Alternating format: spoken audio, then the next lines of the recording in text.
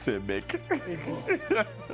Et le jour viendra où une Afrique forte, debout, m'enverra là où je devrais être depuis longtemps, dans les manuels d'histoire, à la rubrique « Erreur à ne pas reproduire ». On a droit ce soir, honnêtement, à un excellent discours. Bravo, Mam. Et maintenant, place à la dernière candidate de cette demi-finale, Mam Antassal. Bonsoir, Mam, vous allez bien? Très bien, merci. Vous passez aujourd'hui en dernière position. Oui. C'est mieux, non, que de passer en première. Vous étiez la première lors de la phase éliminatoire. Je préfère. C'est mieux. Oui. Abdou, vous allez bien? Très bien, très bien. Cap Éloquence, c'est le nom du concours, mais c'est aussi quelque chose, c'est bien plus que ça. Absolument. Je vous laisse présenter. Tout à fait. C'est le club d'art oratoire et de leadership que j'ai le plaisir de diriger, qui a été créé il y a quelques années justement pour promouvoir ceci, l'art oratoire. Et c'est vraiment une excellente initiative de voir que l'éloquence, voir l'éloquence promue à la télé. Je crois que c'est un grand pas parce que aussi l'effet que cela peut produire, c'est d'inciter, c'est de mobiliser la jeunesse davantage pour prendre conscience de l'importance de la parole. La parole, elle est importante. Elle est même très importante. Et pour reprendre une formule célèbre, la parole mène le monde. La parole gouverne le monde. Donc il faut apprendre à savoir bien parler. Beaucoup parler, trop parler, ce n'est pas toujours bien parler. Et donc il faut savoir parler. Et c'est tout le sens, en tout cas, de cette émission Cap Éloquence. Et c'est aussi la vocation de Cap Éloquence, Association Loi 1901. Club d'art oratoire et de leadership.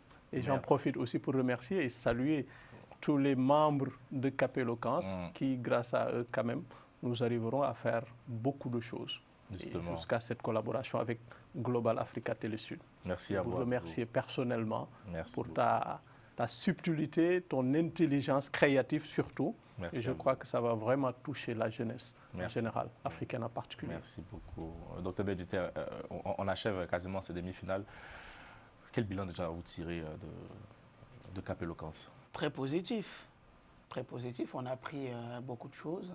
On a eu des jeunes candidats et candidates parce qu'ils nous ont livré des prestations j'ai envie de dire, d'un niveau exceptionnel. J'ai une question un peu méchante, désolé-moi, pardon, excusez-moi. Mais si vous deviez repêcher un candidat parmi tous ceux qui sont passés, est-ce que vous avez un nom à me donner? Très difficile. Très difficile. Ouais, je fais exprès parce que je sais que je vous ai vu en train de délibérer. C'était très, très difficile. C'était très dur. Tout le monde méritait en tout cas d'être en demi-finale. Mais puisqu'il fallait faire un choix, on a dû faire un choix, mais en toute difficulté. En toute difficulté. Ah, je confirme. Je les ai vus délibérer. C'était pas facile pour eux. Voilà. Ils étaient sous tension, en tout cas. Et une pensée pour ceux qui ont été éliminés. Ah bah oui. Je pense qu'ils auront besoin de revenir la saison prochaine, bien sûr. Revenir la saison prochaine. Bien sûr. C'est pas parce qu'ils ont été nuls. Ils étaient quasiment, tout le monde était quasiment au même niveau. Et c'était très difficile. C'était très, très difficile pour opérer. Bien. Il faut choisir. Voilà. Mam Antassal, vous avez 5 minutes pour nous dire si nous pouvons encore ou pas parler de la France-Afrique. À vous l'antenne. Je suis la France-Afrique. Oui, je sais, on m'avait déclarée morte, enterrée dans les livres d'histoire, et pourtant, me revoilà, invoquée comme un vieux souvenir, un spectre du passé. France-Afrique, deux mots soudés comme une promesse non tenue. Comme une indépendance sans émancipation, une rupture sans éloignement. On m'a créée dans l'ombre au milieu des années 60. Je suis née entre les poignées de main, les traités économiques et quelques discours très républicains sur la liberté. Et pendant qu'on hissait les nouveaux drapeaux sur les mâts, moi, je restais là, silencieuse, collée à l'arrière du décor. J'étais l'architecte invisible. Je soufflais des noms de présidents dociles à l'oreille de Paris. Je glissais quelques bases militaires là où il fallait protéger. Pardon, je voulais dire stabiliser. Je serrais le franc CFA contre l'Afrique comme une ceinture bien trop étroite. On m'appelait coopération, partenariat. C'est drôle, non? Ce besoin constant de me déguiser. Moi qui étais si brute, si évidente. Et puis, j'ai prospéré. J'étais dans chaque contrat, avec Bouygues, avec Total. Je regardais les seringues manquer dans les hôpitaux pendant que les dividendes grimpaient à Paris. J'étais bien huilée, bien rodée, une machine. Je n'étais pas un fantasme, j'étais un système. Mais voilà, même les spectres vieillissent. Depuis quelque temps, quelque chose a changé. Le regard de l'Afrique. Ce regard que je connaissais si bien, il s'est durci. Les jeunes n'écoutent plus les promesses creuses. Ils n'applaudissent plus au sommet sur l'avenir des partenariats stratégiques. Non, ils filment, ils tweetent, ils marchent dans les rues avec des slogans qui me glacent le sang. La France, dégage! C'est violent, n'est-ce pas? Mais au fond, peut-être juste parce qu'ils n'ont pas connu les grands discours fondateurs. Ils en ont vécu les conséquences. Et moi, France-Afrique, j'ai commencé à trembler. On m'a chassée du Mali, du Burkina Faso, du Niger.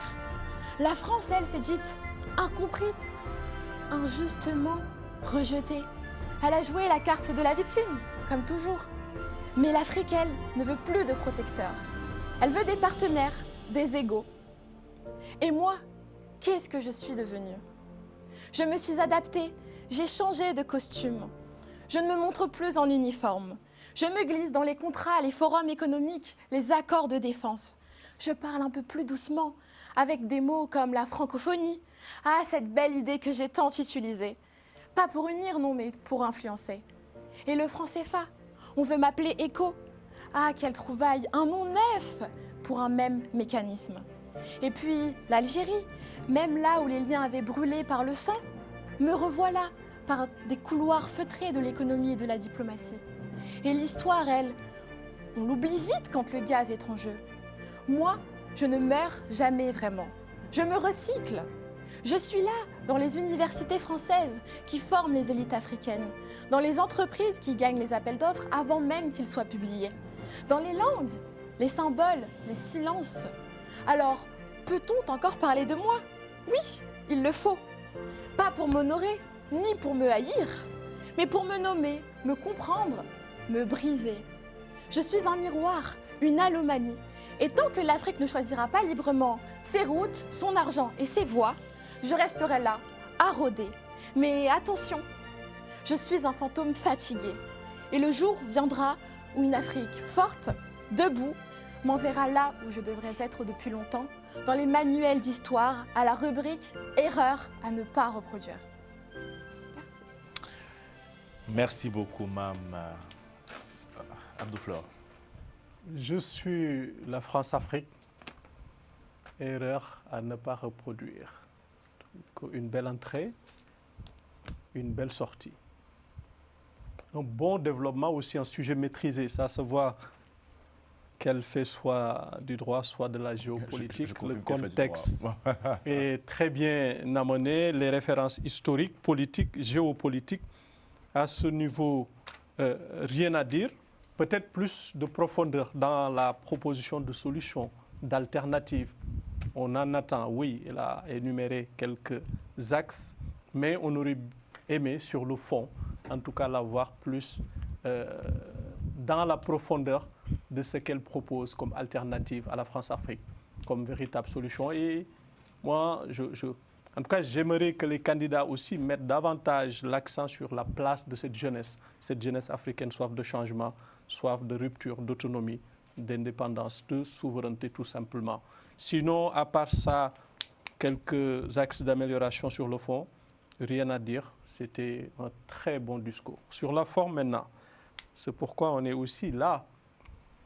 Comme on dit, ce que nous disons est important, mais ce que les autres aussi perçoivent ou comprennent de ce que nous disons est important. Et très souvent, les gens retiennent plus comment elle a dit telle chose que ce qu'elle a véritablement dit.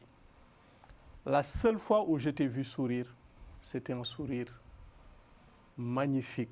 Et axe d'amélioration, il faut sourire davantage. Quand vous avez parlé justement de la francophonie, et c'est extrêmement important parce que le sourire est communicatif. Ça crée du lien et ça met vraiment l'auditeur dans votre discours. Il est avec vous, ça crée de la connexion. Autre élément de forme, j'ai bien aimé la métaphore Vous avez commencé par une très belle métaphore. Je suis la France-Afrique. Vous en avez donné aussi une autre. On dit très souvent que les figures de style, les métaphores, sont le sel d'un discours. Donc ça permet aussi de pimenter, d'agrémenter tout simplement. Dernière chose comme axe d'amélioration, les silences, les pauses. Je ne les ai pas souvent vus. Par ailleurs, l'articulation est très bonne, mais c'est enchaîné. Souvent, on n'a pas vu des variations vocales où vous vous arrêtez, vous appuyez, vous insistez. On n'a pas senti à quel moment vous étiez en colère par rapport à cette relation. Vous étiez heureuse de voir que vous ressemblez, ce que vous incarnez, la France-Afrique, se débarrasser tout simplement de cette France-Afrique.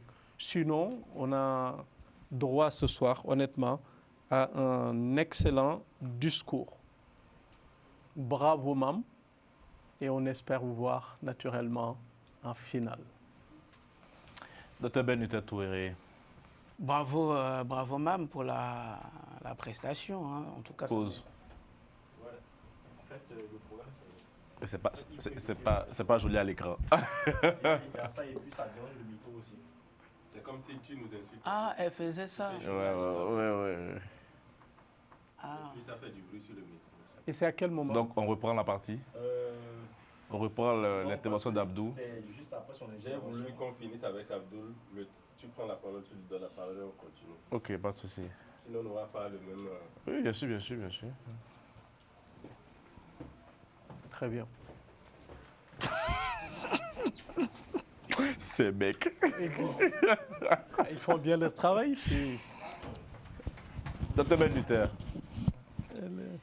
Ben, Mam, belle prestation. Hein. En tout cas, je ne suis pas étonné. Hein, comparant déjà à ce que vous nous avez déjà montré ici. Beau discours, enrichi d'exemples, et surtout vous êtes parti en fait en quelque sorte un peu, vous avez abordé d'abord l'aspect historique de cette relation dans les années 60, et ensuite pour en arriver à dire que cette relation aujourd'hui est quand même si vous avez pas employé le terme, mais étouffé. Mais même si, malgré le fait qu'il y a une espèce de conscience déjà panafricaniste qui existe vis-à-vis de la France, le rejet de la France, parce que vous avez en tout cas employé des mots en disant que la France se dégage, etc. Mais malgré tout ça, malgré cet éveil de conscience, vous avez quand même su en fait souligner le fait que la France-Afrique continue toujours à agir, mais en douceur, notamment à travers la francophonie par exemple, à travers ce miroitement de l'écho, hein, voilà, dont on attend encore les retombées. Voilà, donc cela dit que la France est toujours là. La France est toujours là dans le sillage africain, cherchant toujours à contrôler, cherchant toujours à jouer de son influence. Ça, c'est très bien. Mais là où moi, j'aurais aimé que vous puissiez aussi mettre l'accent, c'est aussi la part de nous, Africains, la part des chefs d'État africains. Est-ce que la France vient sans solliciter l'accord de ces chefs d'État? La France ne s'impose pas. La France ne s'impose pas. Elle vient parce que les chefs d'État en place, généralement, leur facilitent, leur donnent cette facilité.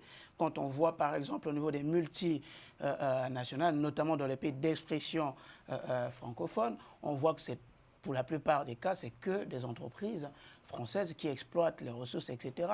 Et là, vous avez souligné ce partenariat économique qui, finalement, a toujours profité à la France.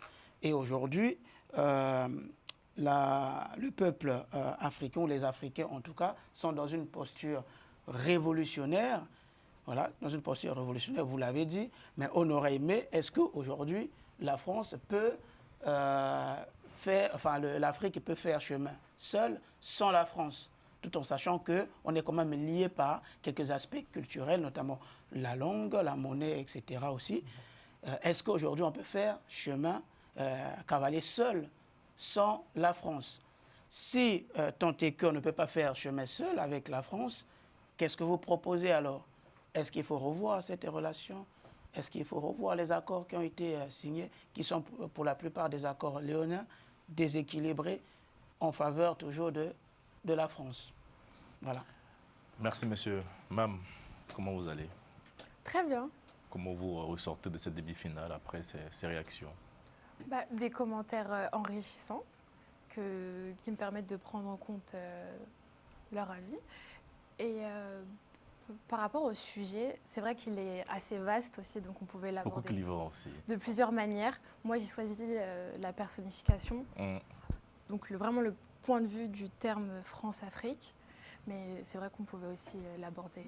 C'était un atout. Cette personnification, c'était un véritable atout. C'est un style. Je ne m'y attendais pas, j'avoue. Vous avez pris à bras le corps le sujet. Bien sûr. Pour vous mettre dans la peau, en fait, de la France, dans la France Afrique. En tout cas, vous l'avez très bien fait, hein. Honnêtement, à ce niveau, aucun regret. C'est un véritable aspect à noter.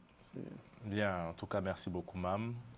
Maintenant, le jury va se retirer pour délibérer. Et on verra si vous avez pu décrocher votre ticket pour la grande finale. À tout de suite. Il faut des choix. C'est ça la vie. Il faut 2 finalistes. Et le jury a tranché. 4 candidates qui nous ont fourni de très belles prestations. C'est plutôt ce mélange de piment et de miel.